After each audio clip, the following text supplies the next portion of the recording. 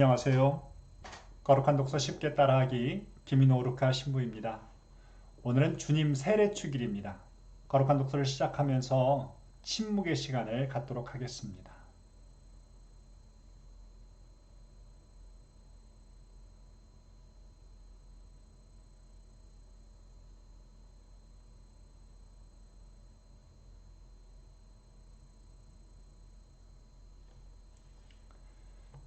이어서 성령 청원기도 함께 바치겠습니다.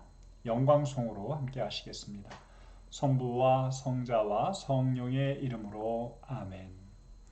영광이 성부와 성자와 성령께 처음과 같이 이제와 항상 영원히 아멘. 오늘의 복음 말씀 함께 읽도록 하겠습니다.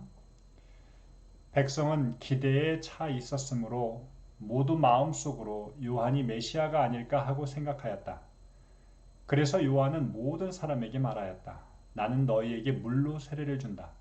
그러나 나보다 더 큰 능력을 지니신 분이 오신다. 나는 그분의 신발끈을 풀어드릴 자격조차 없다. 그분께서는 너희에게 성령과 불로 세례를 주실 것이다. 온 백성이 세례를 받은 뒤에 예수님께서도 세례를 받으시고 기도를 하시는데 하늘이 열리며 성령께서 비둘기 같은 형체로 그분 위에 내리시고 하늘에서 소리가 들려왔다. 너는 내가 사랑하는 아들, 내 마음에 드는 아들이다. 성부와 성자와 성령의 이름으로 아멘. 성경을 읽고 나면 가장 먼저 해야 될 일 배경 지식 파악하기인데요. 여러분들에게 소개해드린 배경 지식은 이러한 것들이었습니다. 조금 더 추가해 볼 수 있는 내용들도 담아봤는데 저는 특별히 여러분들과 함께 예수님 시대의 세례에 대해서도 한번 살펴보면서 신발끈 그리고 본문의 전후 내용입니다. 이 내용들을 살펴보도록 하겠습니다. 복음의 전후 문맥은 3장 1절부터 22절까지의 내용 안에서 이루어지는데요. 먼저 세례자 요한의 설교가 1절부터 18절까지 이어집니다. 그리고 이어지는 부분이 세례를 받으시는 예수님의 모습이 소개되고 있습니다. 여기 중간에 빠져있는 부분이 있어요. 바로 옥에 갇힌 세례자 요한에 대해서 전하고 있는 부분입니다. 회개에 합당한 열매를 맺으라고 하는 설교 내용, 또 저희가 어떻게 해야 합니까? 또 손에 키를 드시는 분에 대한 내용들이 여기에 빠져 있는데요. 본문에서 중간 부분을 빼는 것은 오늘 축일의 핵심을 드러나게 만들기 위한 하나의 방법으로 소개되고 있습니다. 여러분들이 그 내용이 무엇인가 라고 하는 것도 한번 살펴보시는 것도 도움이 될 것 같아요. 자, 이어서 살펴보는 것이 요르단강에서 예수님께서 세례를 받으셨다. 사실 요르단강이라고 언급되지는 않았지만 우리가 요르단강에서 세례를 받으셨을 것이라고 추측하죠. 요한이 요르단 부근에서 사람들에게 회개의 선포를 하게 되었고 세례를 주게 됩니다. 파란색으로 표시된 것이 바로 요르단강인데요. 이 요르단강은 훨씬 더 위쪽에서부터 시작됩니다. 헤르몬산이라고 하는 레바논과 시리아의 경계 지역에서부터 강줄기가 시작되는데요. 사해까지 흘러 들어가게 됩니다. 강의 길이는 한 250km 정도 된다고 합니다. 서울에서 대구 정도의 거리라고 하니까요. 길이를 대충 가늠해 보실 수도 있을 것 같습니다. 폭도 건조기에는 한 30m 폭까지 줄어들고 깊이도 한 1m에서 2m 정도밖에 안 되지만 우기가 되었을 때 이 넓이는 커집니다. 그리고 또 깊이 또한 한 3, 4m 정도로 깊어진다고 하는 것이 바로 요르단강입니다. 강치고는 그렇게 큰 강은 아니지만 이스라엘 안에서는 제일 큰 강에 해당된다고 볼 수 있고요. 이스라엘이라고 하는 땅의 한복판을 흘러서 간다라고 하는 거 기억해 보시면 되겠습니다. 예수님께서 세례를 받으신 곳이라고 추정되는 곳이 바로 이것입니다. 제일 앞에 부분에 있는 건물이 보이실 겁니다. 오른쪽 편에 이 건물이 예수님께서 세례를 받으시면서 옷을 벗어놓으셨다라고 하는 곳으로 추측되는 곳인데요. 뒤쪽에 보면 계단이 있는데 이 계단이 바로 강으로 이렇게 내려가도록 만들어 놓은 구조물들입니다. 예수님 시대에는 없었겠지요. 이렇게 내려가서 예수님이 물속으로 들어가시는데요. 세례의 방법은 몇 가지가 있는데 이렇게 물을 뿌리는 것, 또 물을 붓는 형태도 있고요. 예수님이나 요한이 받았다라고 생각하는 건 침수인데요. 신약 시대에는 침수 세례, 온전히 머리까지 쑥 들어가서 아니면 몸의 대부분을 이렇게 담그는 것을 침수라고 하는데 그 형태의 세례가 이루어졌을 것이라고 추측하고 있습니다.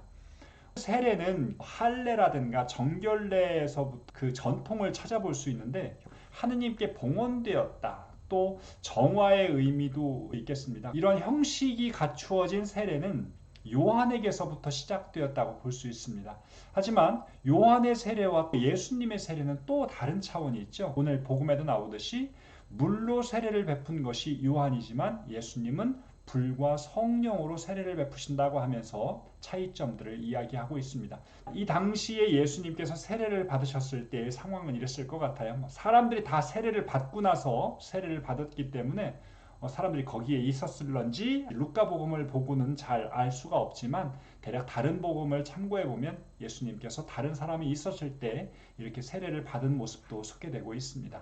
이러한 장면을 머릿속으로 숙지하는 것들이 필요할 것 같습니다. 예수님 시대의 신발 같은 것도 한번 살펴볼 필요가 있어요. 이렇게 가죽 끈으로 묶여져 있고요. 밑에는 나무라든가 또 가죽으로 된 것이 신발이었던 것 같아요. 우리나라는 옛날에 집신을 신고 다녔던 건 바닥이 흙이었기 때문에 그러는데 이런 지역은 돌들이 많았기 때문에 가죽 또는 나무의 형태이고 위는 끈으로 묶는 것. 그래서 당시에 신발끈을 풀어드릴 자격이라고 하는 건 바로 노예 또는 종이 하는 것이었는데요. 바로 그 종만 또 못하다라고 하는 것이 바로 요한의 말입니다.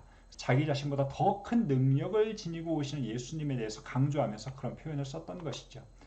자, 여러분들 교재의 내용 함께 살펴보시면 좋을 것 같습니다. 등장인물, 백성이 소개되고 있고요. 요한, 또 예수님, 또 성령, 하늘의 소리도 등장인물로 생각해 볼 수 있을 것 같습니다. 장소는 요르단 부근인데 더 자세하게 하면 요르단 강이라고 볼 수 있을 것 같습니다. 시간은 온 백성이 세례를 받은 뒤에, 그리고 세례를 받으시고 기도를 하시는데 라고 표현된 부분도 때라고도 볼 수 있을 것 같습니다. 복음의 질거리 한번 요약해 볼까요? 문단 나누기 식으로 해보면 좋을 것 같아요. 첫 부분에서는 요한이 예수님에 대해서 이야기하는 부분이고요. 두 번째 부분에서는 예수님께서 세례를 받으시고 나서 이루어지는 일이라고 할 수 있겠죠. 세례자 요한이 사람들에게 말했다.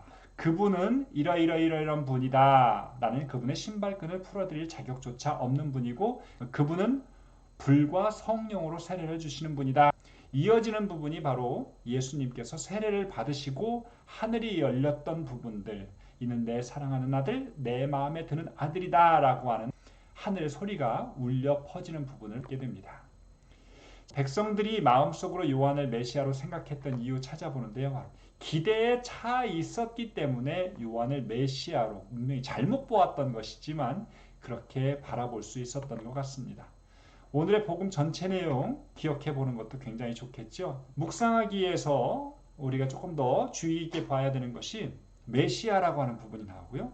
더 큰 능력을 지니신 분이다. 성령과 불로 세례를 주시는 분이고 또 예수님이 세례를 받으셨다. 기도하신 분이고 성령이 내리신 분, 하느님께서 사랑하시고 마음에 드는 아들이다 라고 하는 부분. 오늘 특별히 예수님의 모습 가운데에서는 기대에 차 있었던 백성의 모습, 그리고 마음에 드는 아들이라고 하는 표현 주의 깊게 보시면 좋을 것 같습니다. 제가 이 부분들에 대한 간단한 묵상을 여러분들과 함께 나누고자 합니다. 백성들의 모습을 표현하고 있는 단어가 바로 기대에 차 있는 모습인 것 같습니다. 그들이 지녔던 기대가 행동에 미친 영향이 몇 가지가 있는데요. 두 가지로 볼 수 있습니다. 첫 번째는 요한을 메시아가 아닐까라고 하는 생각을 하게 만들었고요. 두 번째는 예수님에 대해서 전하는 요한의 말에 귀 기울이면서 세례를 받게 되는 것. 이것이 바로 기대를 가지고 있는 사람에게서 나온 행동이라고 볼 수 있겠습니다. 하느님께 기대를 둔다는 것. 이것은 하느님께 희망을 둔다라고 하는 표현하고 같은 것 같아요. 이것은 건강한 신앙인의 하나의 자세라고 볼 수 있겠습니다. 신앙인으로 살면서 하느님께 기대를 걸고 희망을 거는 것은 자연스러운 것인데 신앙생활을 하면서 하느님께 딱히 기대하지 않고 희망을 두지 않고도 할 수 있다는 것이 우리의 문제인 것 같습니다. 이렇게 해도 별로 표시가 나지 않거든요. 심리학적인 관점에서 기대를 가지고 있다, 희망을 가지고 있다라고 하는 것도 매우 건강한 것을 상징합니다. 어떤 이들은 점점 살면서 삶에 대한 기대도 없고 사람에 대한 기대도 미래에 대한 기대도 없게 되는 경우들이 있어요. 이런 사람들은 오늘 하루조차도 어떠한 기대도 존재하지 않기 때문에 우울함이 가득하게 됩니다. 그러다 보면 결국 세상의 소리에도 귀 기울이지 않고요. 세상을 바라보는 눈도 달라지게 됩니다. 이들의 눈은 퇴화하고 또 다른 이들에게 우울함을 주게 될 뿐입니다. 기대라고 하는 건 성경에 나오는 비유처럼 등잔불의 기름과 같아요. 떨어지면 안 됩니다. 우리 안에 잔잔하게 이 기름이 계속 흘러야 하는 것이 바로 기대, 희망이라고 할 수 있겠습니다. 그런데 여기서 한 가지 짚고 넘어가야 될 것이 있어요. 기대가 무조건 건강함의 상징이 되는 것은 아니다. 때로는 이 기대가 올바른가 라고 하는 것을 평가할 필요가 있습니다. 왜냐하면요, 오늘 복음에 나오는 백성들의 기대, 과연 그 기대가 한편에서는 굉장히 긍정적으로 보여지지만 다른 한편에서는 위험의 요소를 지니고 있는 것일 수도 있거든요. 당시 유대인들은 메시아에 대한 기대가 가득 찼던 사람들이에요. 처음에는 공정과 정의, 평화의 하느님의 나라가 이 땅에 서는 것, 이것에 대한 기대를 했었는데 예수님의 재림이 그렇게 금방 이루어지지 않게 되면서 사람들은 이 메시아에 대한 기대가 세속적인 차원으로 변경되게 됩니다. 나아가서는 로마의 통치 아래에서 살아가면서 우리가 기다리고 있는 메시아가 이 나라를 전복시켜 주시기를, 완전히 새 나라, 새 땅을 허락해 주시기를 하면서 폭력적인 또 현세 중심적인 메시아관을 갖기도 했다는 것입니다. 예수님은 그러한 기대에 부응해달라는 요청도 받게 되었던 것이고 기대에 부응하지 않으셨지요. 복음서 읽으시면서 빵을 많게 하면서 사람들이 예수님을 왕으로 모시려고 했던 장면들을 여러분들이 보고 있지 않습니까? 이러한 기대는 긍정적이지만은 않다고 볼 수 있겠습니다. 우리의 기대에 대해서도 한번 바라볼 필요가 있습니다. 나의 기대는 올바른가? 가끔씩 우리의 기대가 나 좋은 것, 나의 삶에 현세적으로 필요한 것, 굉장히 세속적인 기대로 똘똘 뭉쳐 있을 수가 있어요.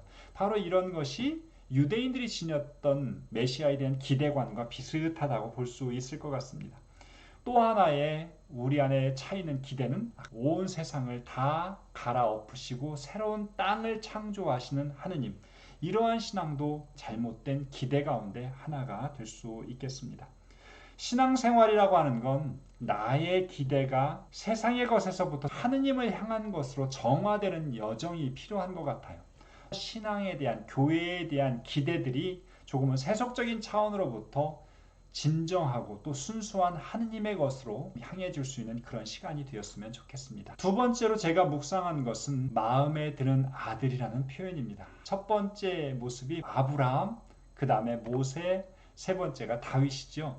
이 사람들이 구약 성경에서 하느님의 마음에 드는 사람이라고 표현되는 사람들입니다. 이 사람들은 또 다른 말로 주님의 종, 하느님의 종으로서 불리었던 사람들입니다. 그래서 성경에서 하느님의 종과 마음에 드는 이들은 같은 의미라고 볼 수 있을 것 같습니다. 그래서 마음에 드는 아들은 하느님의 뜻에 철저하게 순종한 이들에게 붙여진 또 다른 이름이다 라고 볼 수 있겠죠. 여러분 살아가면서 누군가가 마음에 들 때가 있지 않습니까? 또 물론 마음에 들지 않을 때도 많은 것 같습니다. 그동안 살아오면서 사람들의 마음에 들기 위해서만 노력했던 순간들이 많았죠. 하지만 성경에 나오는 인물들은 하느님의 마음에 들기 위해서 노력한 삶을 살았습니다. 우리의 지향점도 이렇게 하느님의 마음에 드는 자, 그러기 위해서는 하느님의 뜻에 더욱더 순종하는 삶을 살 필요가 있는 것 같아요. 이사야서에 이런 표현이 있습니다. 여기에 나의 종이 있다. 그는 내가 붙들어주느니 내가 선택하니 내 마음에 드느니다. 사무엘이 사울이 죄를 짓게 되자 하느님께서 마음에 드는 다른 일을 점지해 놓으셨다라고 하는 표현을 사용하면서 다윗을 지칭하게 됩니다. 하느님의 마음에 드는 자. 이런 표현들을 사실 사도 바오로가 서간에서 굉장히 즐겨 쓰는 표현이 돼요. 여러분들의 몸이 하느님의 마음에 드는 자가 되라고.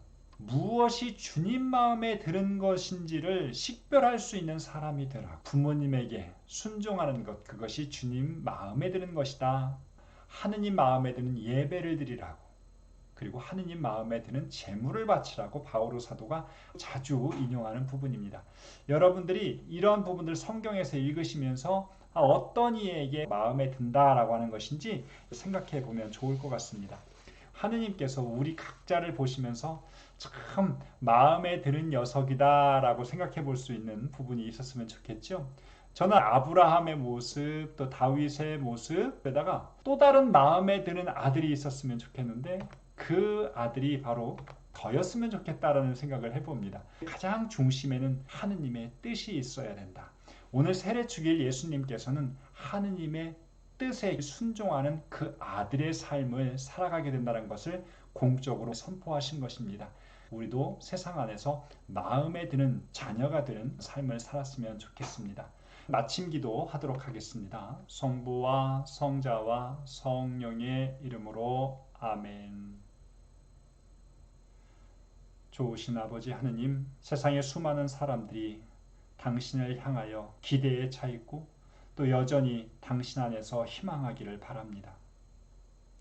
세상의 수많은 어려움들에 의해서 그것들이 꺾이지 않게 하여 주시고 오늘도 내 기대가 조금씩 더 정화되고 당신을 향한 그런 기대로 바로 설 수 있도록 도와주십시오. 하느님의 뜻이 내 삶의 가장 중심에 위치하면서 그 뜻에 맞는 삶을 살아서 당신께로부터 마음에 드는 아들이라는 말씀을 듣는 자가 되게 하여 주십시오. 영광이 성부와 성자와 성령께 처음과 같이 이제와 항상 영원히 아멘. 성부와 성자와 성령의 이름으로 아멘.